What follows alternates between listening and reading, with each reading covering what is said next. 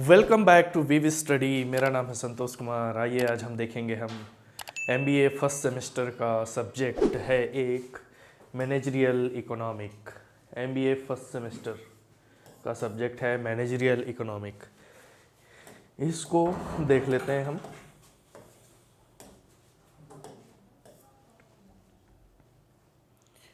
Unit 1 topic 1। Unit 1 में हम देखेंगे topic 1। Okay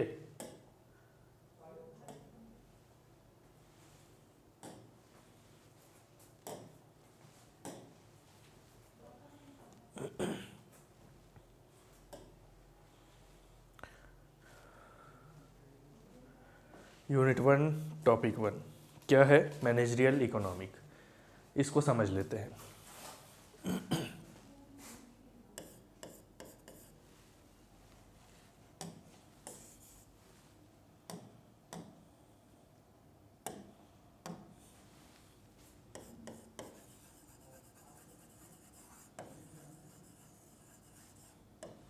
managerial economic.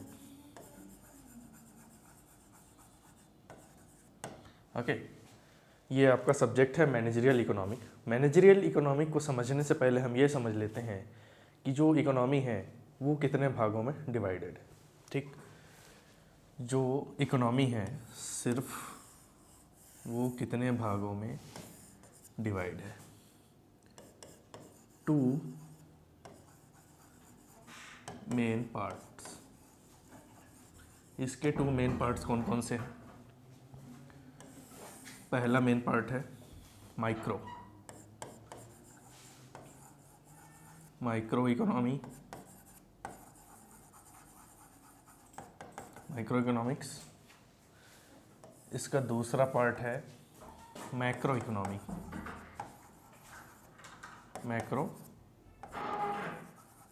Economics. ठीक, माइक्रो इकोनॉमी में हम क्या पढ़ते हैं? कोई एक व्यक्ति हो, ठीक, या फिर कोई एक कंपनी हो। कोई एक व्यक्ति हो या फिर कोई एक कंपनी हो जिसकी हमें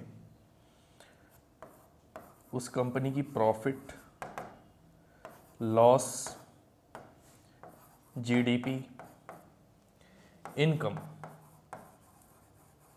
की इसमें हम स्टडी करते हैं। ठीक है, जो मैनेजरियल इकोनॉमी है वो माइक्रो इकोनॉमी के अंडर में आता है। जो मैनेजरियल इकोनॉमी है वो माइक्रो इकोनॉमी के अंडर में आता है।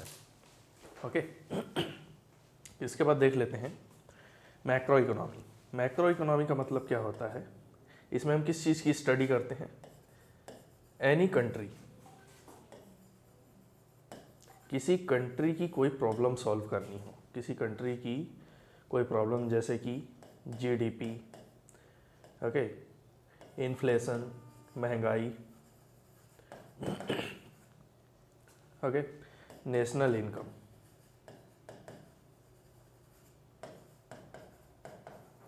नेशनल इनकम हमें इसमें देखने को मिलता है, जिसे हम क्या कहते हैं? मैक्रो इकोनॉमी कहते हैं। स्टार्टिंग में हम माइक्रो इकोनॉमी पढ़ेंगे जो मैनेजरियल इकोनॉमी से रिलेट करता है। ठीक है, फिर बाद में हम पढ़ेंगे मैक्रो इकोनॉमी जो किसी भी देश की अर्थव्यवस्था, नेशनल इनकम, इन सब में स्टडी की जाती है। ठीक है, चलिए अब आगे देख लेते हैं।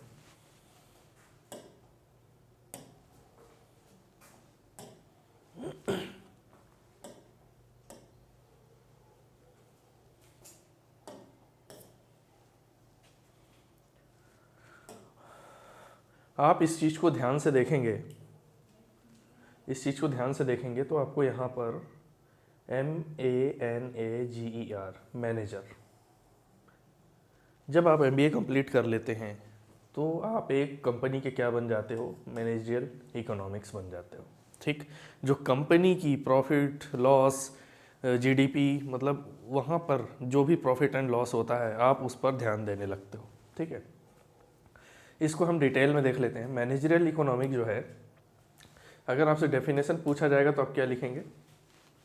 मैनेजरियल इकोनॉमी में जो इकोनॉमिक सिद्धांत होते हैं, इकोनॉमिक प्रिंसिपल होते हैं, वो बिजनेस के प्रॉब्लम्स को क्या करता है, कनेक्ट करता है, बिजनेस के प्रॉब्लम को कनेक्ट करता है।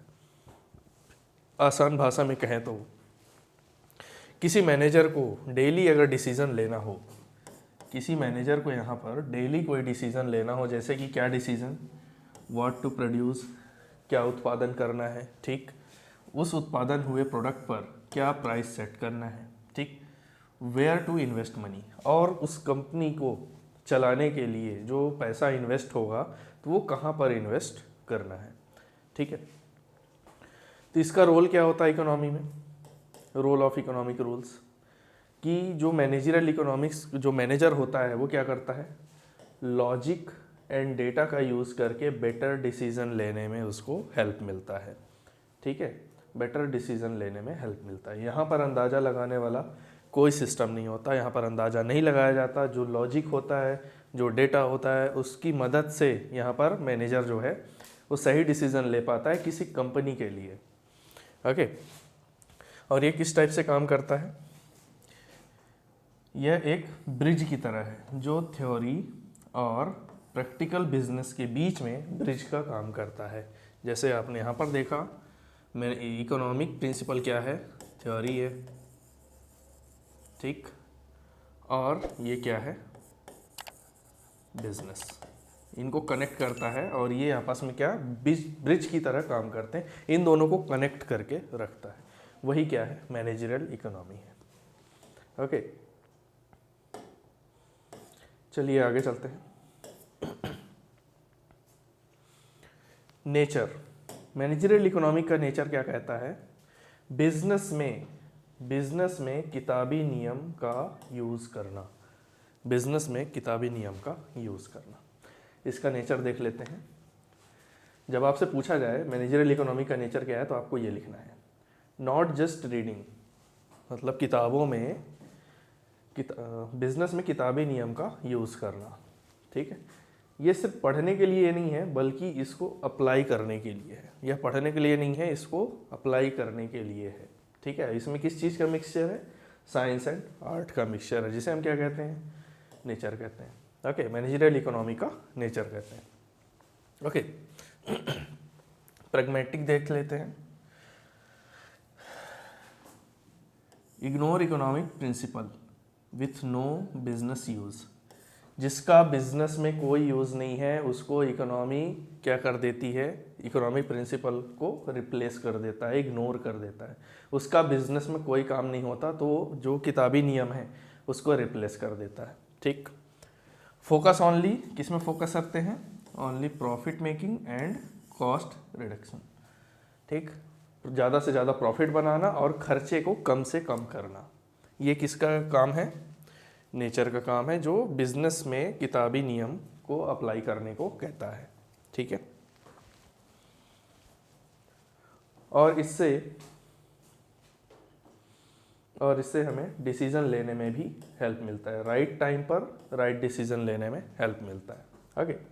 एक डिटेल्ड एग्जांपल देख लेते हैं, रनिंग ए ग्रोसरी स्टोर, मान लीजिए आप एक दुकान चलाते हैं, ठीक है। प्रॉब्लम क्या आती है, प्रॉब्लम ये आती है कि आपको डिसाइड करना है कि दिवाली के टाइम में जो मिठाई के बॉक्सेस हैं उनका स्टॉक करना है, ठीक। तो यहाँ पर किताबी नियम क्या बोलता है, किताबी नियम बोलता है कि आपको क्या क्या यूज़ करना है, आपको यूज़ करना है use law of demand and past year data. किताबी नियम यहाँ पर बिजनेस में इसी तरह काम करता है कि आप उस चीज़ को यूज़ कीजिए, लॉ ऑफ डिमांड को, और पिछली दिवाली में जो डेटा था उस डेटा को यूज़ करके आप डिसाइड कर पाएंगे कि स्टॉक कितना रखना है, ठीक है। और इस रूल के हिसाब से, अगर ऐसे रूल से चलते हैं तो आपको, अगर आप बिना सोचे समझे स्टॉक कर लेते हैं, अगर आप बिना सोचे समझे स्टॉक कर लेते हैं तो हो सकता है वो ओवर स्टॉक हो जाए, ओवर स्टॉक हो जाएगा तो आपको क्या होगा, लॉस होगा। लॉस को बचाने के लिए किताबी नियम क्या आते हैं, काम आते हैं, ठीक। It helps decide correct quantity, और ये किताबी नियम यह डिसाइड करता है एकदम, मतलब आपको सही डिसीजन लेने में मदद करता है, ठीक है। इससे शॉर्टेज भी नहीं होगा और सामान अपना खराब भी नहीं होगा, ठीक है। तो ये था मैनेजरियल इकोनॉमी का नेचर एग्जाम में आएगा तो आप इसको अच्छे तरीके से लिखिएगा, बहुत ही इंपॉर्टेंट टॉपिक है, ठीक है। नेचर, स्कोप, ये सब चीज़ें ज़्यादा इंपॉर्टेंट होती है। ओके, चलिए हम नेक्स्ट टॉपिक पर चलते हैं। अभी हम आ जाते हैं स्कोप पर। स्कोप का क्या मतलब? मैनेजरियल इकोनॉमिक में हम किस चीज़ की पढ़ाई करते हैं, व्हाट वी स्टडी, हम इसमें क्या पढ़ते हैं। आइए हम देख लेते हैं कि हम इसमें क्या पढ़ते हैं। जो स्कोप है, जो मैनेजरियल इकोनॉमी है, वो क्या है? बहुत ही ज़्यादा बड़ा है, छोटा मोटा नहीं है, बहुत ज़्यादा बड़ा है, ठीक है। इसमें बिजनेस से जुड़े हुए हर वो चीज़ को एनालाइज किया जाता है। बिजनेस से जुड़े हर वो चीज़ को क्या किया जाता है? एनालाइज किया जाता है, ठीक है। और क्या पढ़ते हैं? इसके मेन कंपोनेंट देख लेते हैं। और इसमें क्या पढ़ा जाता है? डिमांड एनालिसिस एंड फोरकास्टिंग, ठीक, डिमांड एनालिसिस और फोरकास्टिंग, ठीक है। तो इसमें क्या देखते हैं? What does the customer want, customer क्या चाहता है। How much will the demand will be in future, demand be in the future, और भविष्य में क्या डिमांड कर सकता है, किस चीज़ की डिमांड हो सकती है। ओके, इसका सिर्फ एक ही, ताकि हम क्या कर सकें, आगे चल के ऑलरेडी एडवांस में तैयार रहें। कस्टमर क्या चाहता है और भविष्य में किस किस चीज़ों की डिमांड हो सकती है, इसके लिए पहले से हमें तैयार रहना। Okay, cost and production analysis. How much cost include in making goods, जब भी हम कोई सामान बनाते हैं तो उसमें कितना खर्चा आ सकता है, उसमें कितना खर्चा आ सकता है, ओके, कितना कॉस्ट लगे। How to give good quality at minimum cost, कम से कम खर्चे में एक अच्छी क्वालिटी का सामान बनाना, कम से कम खर्चे में एक अच्छी क्वालिटी का सामान बनाना। अब देख लेते हैं आगे और क्या पढ़ते हैं। प्राइसिंग डिसीजन, प्राइस को सेट करने के लिए डिसीजन लिया जाता है। How to set your product price, अब इसमें प्रोडक्ट का प्राइस से कैसे सेट करेंगे, ठीक है। क्या मेथड यूज़ करोगे? कॉस्ट प्लस प्रॉफिट देखकर, या फिर लुकिंग एट कंपटीटर को देखकर, या फिर किसी कंपटीटर को देखकर आप उसके प्रोडक्ट का प्राइस रखेंगे, या फिर कॉस्ट एंड प्रॉफिट को देखकर आप रखेंगे, क्या रखेंगे। ओके, ये सब चीज़ें हमें पढ़ने को मिलती है। कैपिटल मैनेजमेंट और मैनेजरियल इकोनॉमी को और क्या करना पड़ता है? देखिए, where to invest money in business, कहाँ पर बिजनेस जो पैसा होता है उसको कहाँ पर इन्वेस्ट करना चाहिए, ठीक, जो सबसे ज़्यादा सेफ हो और ज़्यादा प्रॉफिट दे सके, जो सबसे ज़्यादा सेफ हो और ज़्यादा प्रॉफिट दे सके, तो वहाँ पर हमें इन्वेस्ट करना चाहिए। ओके, इसका एक एग्जांपल देख लेते हैं हम। मान लो आपने एक पेन लेकर आना है मार्केट में, आपको पेन लेकर आना है मार्केट में, ठीक है। तो आप क्या प्राइस सेट करेंगे? प्राइसिंग डिसीजन, यहाँ पर ध्यान दीजिएगा, प्राइसिंग डिसीजन, ठीक है। How many will be buy at 10 rupees versus 15 rupees, अगर आप पेन एक मार्केट में लेकर आना चाहते हैं तो उसका प्राइस आप क्या रखेंगे? अगर आप 10 रुपये रखते हैं तो कितने लोग उसे बाय करेंगे, ठीक। अगर आप 15 रुपीज़ रखते हैं तो कितने लोग बाय करेंगे, ठीक है। ये डिपेंड, ये कौन बताता है? स्कोप बताता है, मैनेजरियल इकोनॉमी का नेचर बताता है, मैनेजरियल इकोनॉमी का स्कोप बताता है, ठीक। और फिर इसके बाद कॉस्ट मैनेजिंग एक्सपेंसेस, अब कॉस्ट को मैनेज करने के लिए क्या किया जाए? अब मैनेजर यहाँ पर क्या करेगा? Where to get cheaper raw material, और सबसे सस्ता मटेरियल ढूंढने की कोशिश करेगा, रॉ मटेरियल ढूंढ के लेकर आएगा, ठीक है। और लेबर को यहाँ पर मैनेज करेगा, ठीक है। लेबर को भी मैनेज करना उसी का काम होता है, ठीक है। ये सब चीज़ें करनी होती है। ओके, चलिए हम अब अगले टॉपिक पर चलते हैं।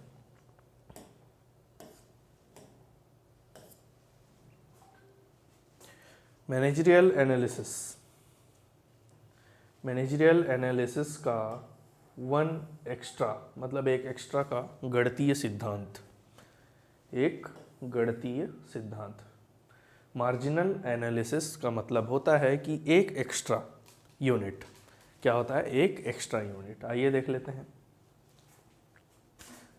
सबसे इंपॉर्टेंट टूल है मैनेजरियल इकोनॉमिक का मीनिंग ऑफ मार्जिनल। मार्जिनल का मतलब होता है एक एक्स्ट्रा, 1 एक्स्ट्रा, क्या होता है 1 extra, help decide to whether to expand business और स्टॉप।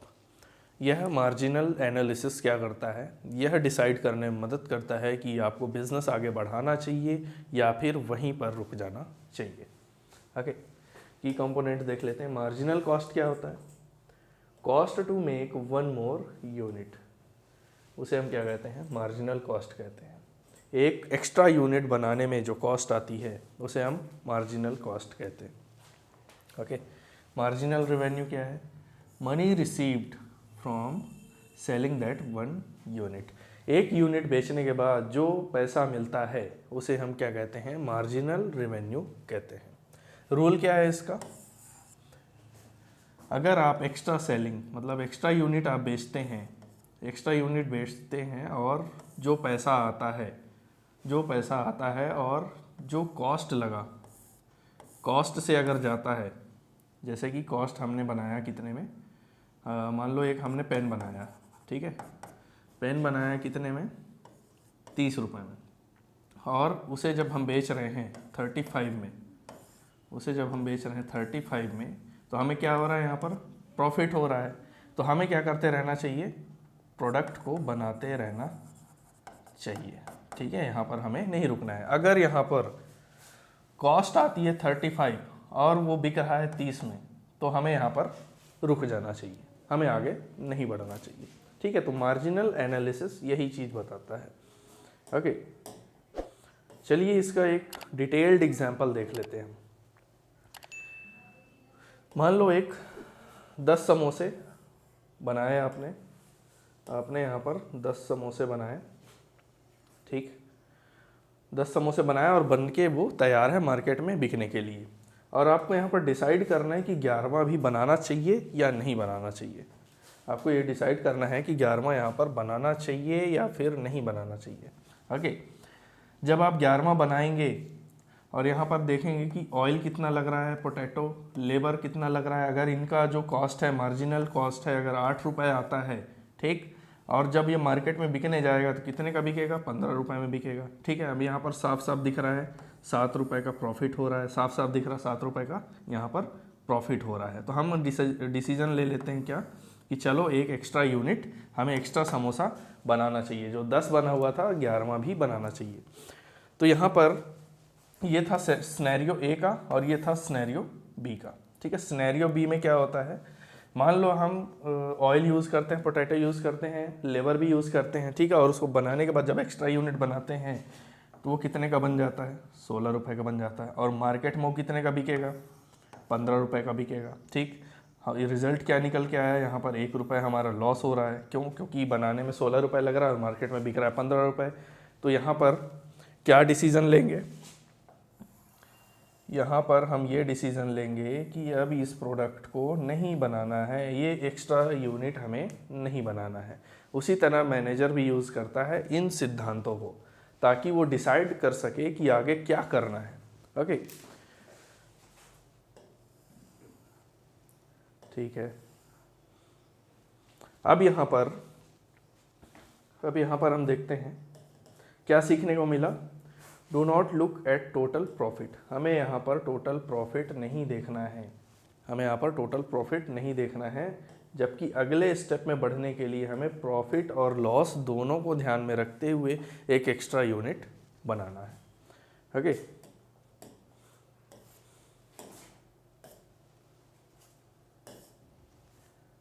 ओके, तो ये था हमारा यूनिट 1 का टॉपिक 1 मैनेजरियल इकोनॉमिक, जिसके बारे में हमने डिटेल में पढ़ लिया है, ठीक।